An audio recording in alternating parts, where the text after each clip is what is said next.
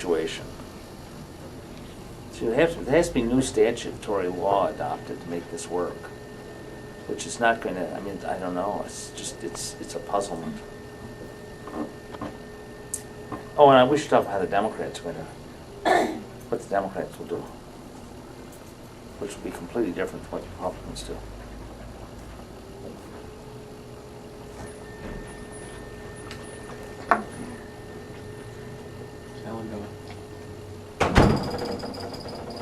I don't know. He's gone. Huh? He's gone. He's gone, okay. It's get so much quieter here. Just the quiet sound of slurping in the background. Hold Scout. I, He should. Mark should hold Scout while he's... Who would just squirm the whole time. Scott hates to be picked up. We never yeah. tried to pick her up. She doesn't pick up well. In fact, whenever she gets picked up, she's afraid she's going to be, you know, I don't know, taken away or beaten or something. So she usually pees on you to pick her up. oh, So we don't pick Scout up much. The only exception is if you're sitting in the back seat of a car or the front seat of a car, you can pick her up. Because that's different, because now you're in the car. Mm-hmm. Isabel's just too fat. Huh? He's heavy. Her dog's just too heavy to pick up. I'm not fancy. I had Cinder's today for lunch. Oh. It's delicious. Yeah. Oh, you We're gonna have to do. Mumbai sometime? Yeah, Oh, you can eat buffet for lunch. definitely. I like it. Cinder's is good. You don't know French. Sindhu is way up there. Hannah Plaza. Plaza, yeah.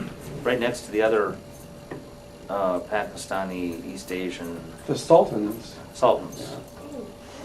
Oh, yeah. Sindhu is sort of Middle Indian. Eastern and- yeah, it's Cinder's Indian. yeah. Okay. Ready? Yes. Oh, wait a minute. That changes a few things. I hope so. I'm going to try to loom over you this time. Wow. Not like that exactly. And we're gonna, and of course, just talk to Steve. You don't have to look at the camera directly. Okay. It's more of an interview than a talking head thing. I didn't know there's a difference. Visually, yeah. I'm not in there by Steve sitting over here. No. No. It's I don't- bouncing off Mark's Okay. head and reflecting I in just want to you. make sure you're not like zooming, Off his glasses. like, panning or anything. Oh, no. No. We just leave it We're gonna static. Penelope's commission corner next. No. Very uninteresting. Mine's the future dog fighting and stuff. We've been recording this whole Okay, time. ready? I guess. Okay, so can you provide some background about the way Michigan presidential primaries work? Well, there isn't any way that Michigan presidential primaries work. Each time 4 years comes up and it's time for the two parties to allocate their delegates to the national conventions on each side, each time Michigan discovers again that the previous system didn't work and has broken down and is now prohibited by court decisions or changes in the rules of the national parties. And so each time we sort of start over and we cobble together a one-time fix which then collapses before the next 4 years rolls around. So you have to really, you can talk about what we've done in the past, sort of like a series of battles or maybe bar fights. You know, they aren't like a tradition exactly. They don't really fit together into a theme. And we can talk about the situation for this year's bar fight, but really we don't have what you would call continuity. So maybe I'll start with, I'll just touch on these. 1972, we had a wide open primary in Michigan, but the Republicans, because Nixon was running for re-election, had nothing to do. And so the Republicans overtly encouraged all of their people to cross over and support George Wallace in the Democratic primary, who was a segregationist and a right-winger and corrupt and just a completely absurd choice for a Democratic nominee for president. So the Democratic Party supported George McGovern, but the vote was split among several candidates. The Republican Party crossed over and voted Democratic primary for George Wallace, and so Wallace won the Michigan presidential primary in 1972. That sort of sets the stage for the continuing fiasco that we faced. In 76, we had a relatively sensible process in which both parties had active primaries, and so everybody stayed home. But by 1980, the Democrats had adopted a set of rules that prohibited open primaries with Republican rating possible, which is what we saw in 72. So in 1980, the Republicans held a primary. Is that true? Anyway, the Democrats didn't hold a primary. Democrats held some complicated processes, which I can't quite remember what we did, and God knows what happened. I mean, John Anderson ran in the Republican primary before he became an independent. Anyway, this big mess. 84, I think neither side participated in primaries. They held other processes. In 88, the Democrats and the Republicans each chose a new mistake. The Democrats held a set of caucuses statewide, one in each county roughly, which, because they had such extremely low turnout, Jesse Jackson swept, easily defeating Michael Dukakis, even though there were only 1 or 2% of people in the state supported Jesse Jackson, really. If you turn out 1 or 2% of all the voters in the state, it turns out it's 100,000 people, and you can win a Democratic primary, or Democratic caucuses, if you turn out 100,000 people, including busing them in and so forth.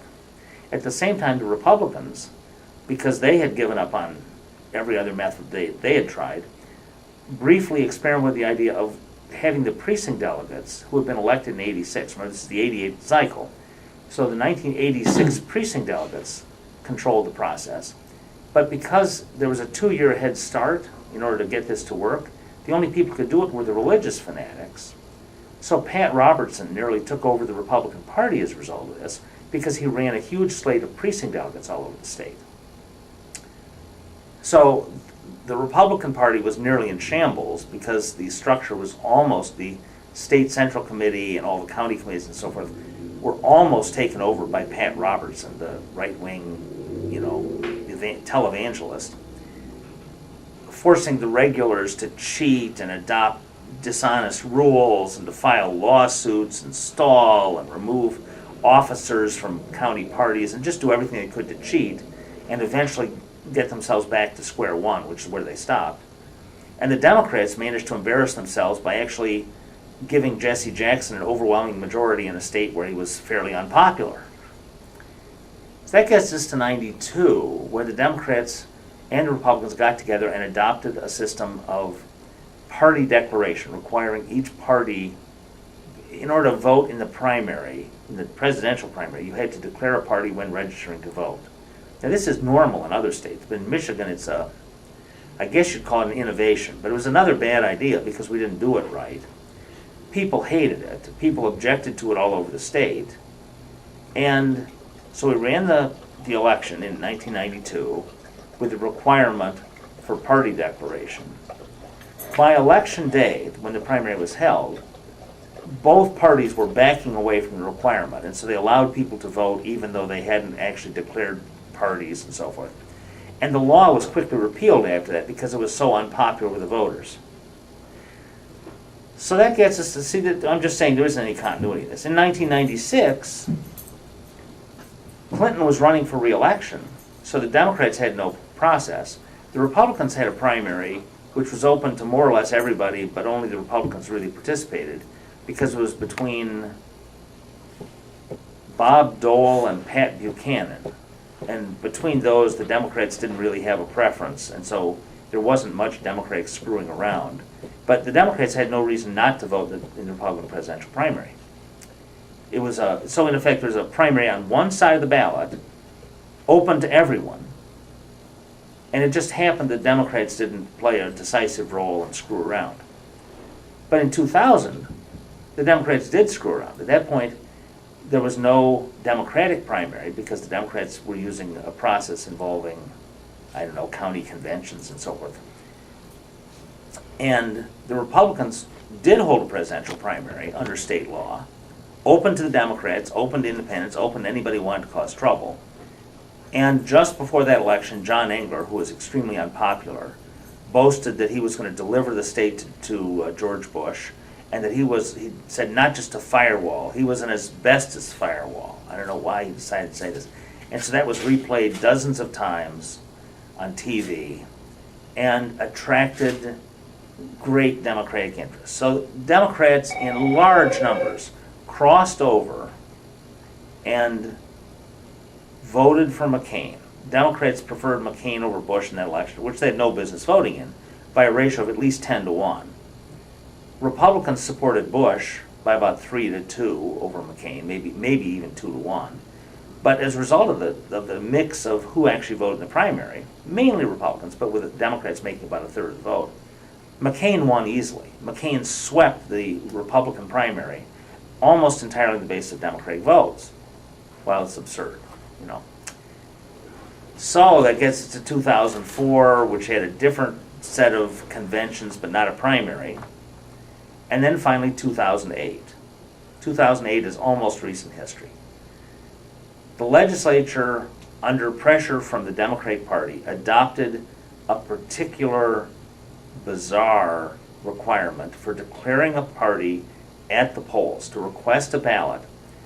Then so you had to choose Democratic or Republican ballot. If you chose a Democratic or Republican ballot, that was noted in the election records, but was kept secret.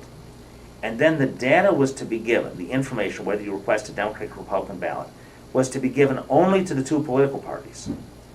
And this was to be done in spite of the fact that they had no connection to the election. In other words, the parties weren't using the data to check anything. They weren't using to, it wasn't restricted to party members or anything like that. It was basically that it was the private property of the two political parties. Various court decisions, I challenged that in court.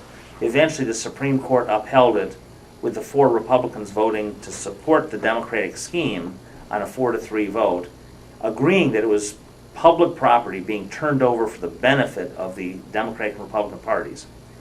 Then a lawsuit was brought with my support in federal court, which overturned the law. So that law is gone, okay? So now we get to 2012. On the statute books, we have a requirement for a presidential primary, but it has no party declaration. Certainly the Democrats will not participate in a presidential primary at this point because Democratic National Party rules forbid it, and because Obama will run for re-election essentially unopposed in the Democratic process. Okay, primary, caucus, whatever it is. So the Republicans are left in a situation that there's essentially no law. The primary will be held at a time that's not convenient to them. Under National Republican Party rules, they're not allowed to hold a primary at the date that's currently specified by state law. There's no party declaration requirement. And there's no bar to Democrats and independents crossing over and screwing around. And at this point, especially after the experience with Democrats voting in large numbers for Rick Snyder, I'd have to say the Democrats really have the drill down. We understand about crossing over and screwing with the Republicans.